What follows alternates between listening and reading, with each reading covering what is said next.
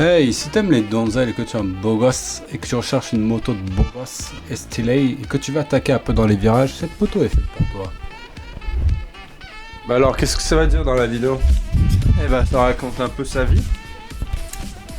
Et ça va faire une review complète de la moto d'une façon assez auditive. Je vais procéder par étapes. Du coup, je vais commencer par les défauts et puis ensuite les qualités.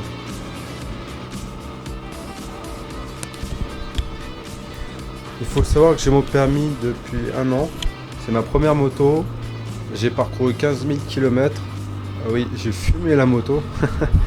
Non, franchement, j'ai kiffé de ouf. Top. Et le premier défaut que je trouve sur cette moto qui est vraiment récurrent, qui m'énerve, qui m'énerve pas mal, c'est sa suspension arrière qui est vraiment très dure en fait. Lorsque vous roulez sur des routes de campagne avec du gravillon, avec plein de bosses, vous vous sentez bien, vous avez l'impression d'avoir la maladie de Parkinson. Vous êtes en mode c'est très désagréable en fait. On va continuer sur le défaut. Je vais vous parler de son deuxième défaut qui est le poids. Elle fait 207 kg pour une 500, c'est énorme. Et en plus, elle est petite et large, ce qui fait que la répartition du poids fait qu'elle paraît encore plus lourde que certaines motos. Et pour la manœuvrer à main nue, t'as l'impression que c'est un camtar le truc. C'est tellement lourd. C'est un peu chiant quoi. Ensuite, le troisième défaut, ça va être l'autonomie. Pour comparer avec une autre moto, la CB500F Honda, elle peut aller jusqu'à 300 voire 350. La Leoncino c'est 250 et encore un peu plus, voire 270, 280. Si on y va mollo quoi.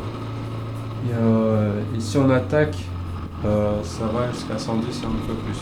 C'est pas vraiment énorme pour une 500. C'est vraiment dommage. Je vais vous parler du quatrième défaut, c'est la sensation des freins. Le frein avant est raide, donc il faut appuyer fort quand on n'a pas l'habitude. C'est un peu chiant. Contrairement au frein arrière qui est doux, la pédale de frein arrière est tangible, notamment avec la chaleur. Il y a aussi de temps en temps une vibration que émet le moteur à vitesse constante. Avec en plus la chaleur du moteur, ça donne des douleurs aux pieds. C'est assez désagréable. Le dernier défaut, je dirais que c'est l'éclairage qui n'éclaire pas assez bien la nuit. C'est vraiment dommage. Je pense que j'ai tout dit au niveau des défauts. Sinon, mis à part ça, j'ai pas eu de grands changements à faire depuis des révisions, à part quelques bougies. Voilà quoi. On va passer aux choses un peu plus intéressantes, les qualités. Alors la première qualité qui m'a donné envie d'acheter cette moto, c'est bien évidemment son aspect physique. Quand je l'ai vu sur internet, j'ai flashé direct, je me suis dit, c'est ma donzelle, il me la faut tout de suite. Et du coup, ça fait un an que je l'ai et je la trouve toujours aussi belle. Alors c'est un style scrambler, mais avec une conduite de roadster. Voilà. Son deuxième atout, je dirais, c'est son moteur. Elle offre pas mal de couples à bas régime, mi-régime, malgré son port rapport puissance pas très bien. Son couple commence à démarrer fort à partir des 4500 tours, 4000 jusqu'à 8500. Au-delà, elle commence à bégayer la moto. Sinon, que dire de plus? Son bruit d'origine qui est vraiment magnifique. Il n'y a même pas besoin de changer le pot d'échappement. Rien à dire, c'est mélodieux, à vitesse constante. Le rugit, ça vous donne vraiment la banane. Elle mérite bien son nom de Leoncino, qui veut dire notion en métal. Voilà.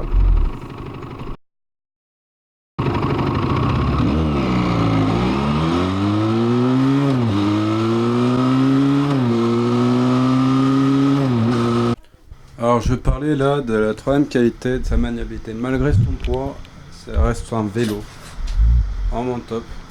Je pense que c'est dû notamment à ses pneus de base qui sont vraiment top. C'est des Angel Touring Pirelli. Des pneus adéquats à tout type de route avec une gomme triangulaire. Ce qui change la donne. et qui permet d'oublier le poids de la moto lorsque vous la faites pencher. C'est une moto qui permet d'attaquer, mais bon, pas d'attaquer quand même fou, mais il faut y aller quoi. C'est top. Mais et franchement, je suis allé jusqu'à frotter le capet sans trop de difficulté. Il faut avoir quand même des couilles pour aller jusqu'au capet quand même.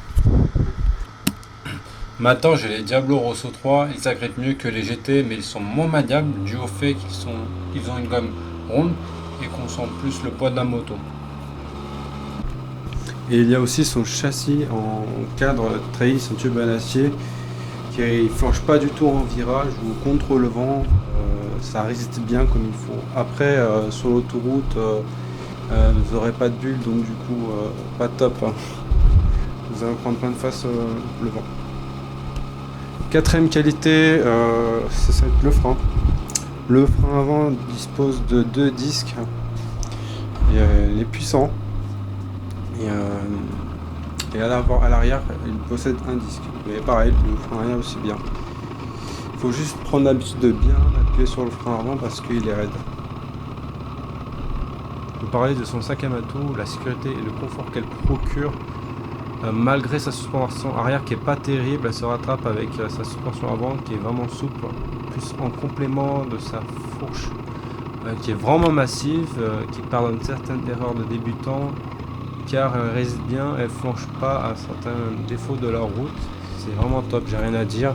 Du niveau confort, au niveau de la selle qui au début qui est un peu ferme, au fur et à mesure du temps que vous allez mettre vos fesses dessus, vous allez laisser vos empreintes, ça va se décontracter et ça va devenir un canapé. Vous allez vous sentir comme chez vous. C'est top.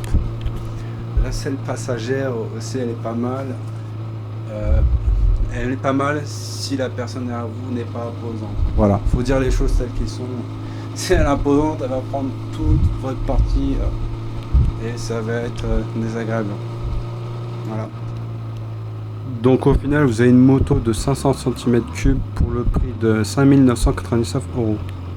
Et assez polyvalente, maniable, avec un bon couple, avec quoi s'amuser de façon agressive ou non.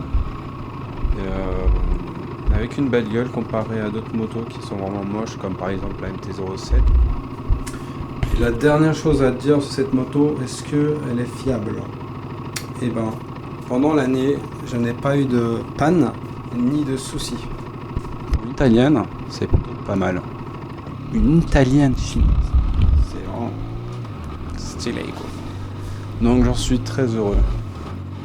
J'espère qu'avec ces vidéos vous aurez changé d'avis et qu'elle vous a plu. Je vais vous laisser. Passez une bonne journée ou soirée.